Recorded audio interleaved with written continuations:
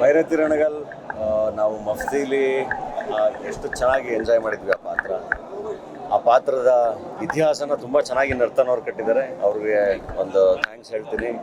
ನಮ್ಮ ರವಿ ಬಸ್ರೂರವರು ಹೇಳ್ದಂಗೆ release ಇವೆಂಟಲ್ಲಿ ಇಂಟ್ರೋಲಲ್ಲಿ screen ಬೆಂಕಿ ಹಚ್ಕೊಳ್ಳುತ್ತೆ ಅಂತ ನಾವು ಅದನ್ನು ವಿಟ್ನೆಸ್ ಮಾಡಿದ್ವಿ ಇವತ್ತು. ಅಷ್ಟು ಅದ್ಭುತವಾಗಿದೆ ಪ್ರತಿಯೊಂದು ಎಲಿವೇಶನ್ಗಳು. ಆ್ಯಂಡ್ ಡೆಫಿನೆಟ್ಲಿ ಅಭಿಮಾನಿಗಳಿಗೆ ಭೈರತಿ ರಣಗಲ್ನ ಸೆಲೆಬ್ರೇಟ್ ಮಾಡೋರಿಗೆ, ಶಿವಣ್ಣನ ಸೆಲೆಬ್ರೇಟ್ ಮಾಡೋರಿಗೆ ಹಬ್ಬದೂಟ ಭೈರತಿ ರಣಗಲ್ ತುಂಬ ಎಂಜಾಯ್ ಮಾಡಿದ್ವಿ.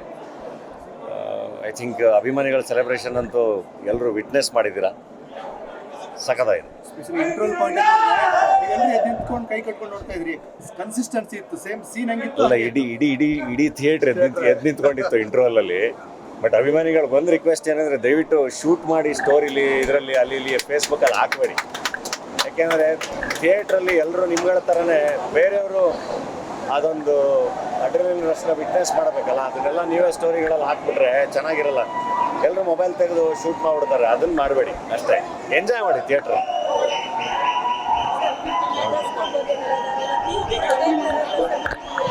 ಇಲ್ಲ, ಇವತ್ತು ಆಲ್ಮೋಸ್ಟ್ ಥಿಯೇಟ್ರಲ್ಲಿ ಒಂದು 60% ಜನ ಏನೋ ಭೈರತಿ ರಣಗಲ್ ಕಾಸ್ಟ್ಯೂಮಲ್ಲೇ ಇದ್ದಾರೆ. ಸೊ ಅದು ಆ ಪಾತ್ರದ ಪವರ್ ಹಂಗಿದೆ, ಹಂಗಾಗಿ ಎಲ್ಲರೂ ಅದೇ ಕಾಸ್ಟ್ಯೂಮಲ್ಲಿ ಬಂದಿದ್ದೀವಿ. Thank you.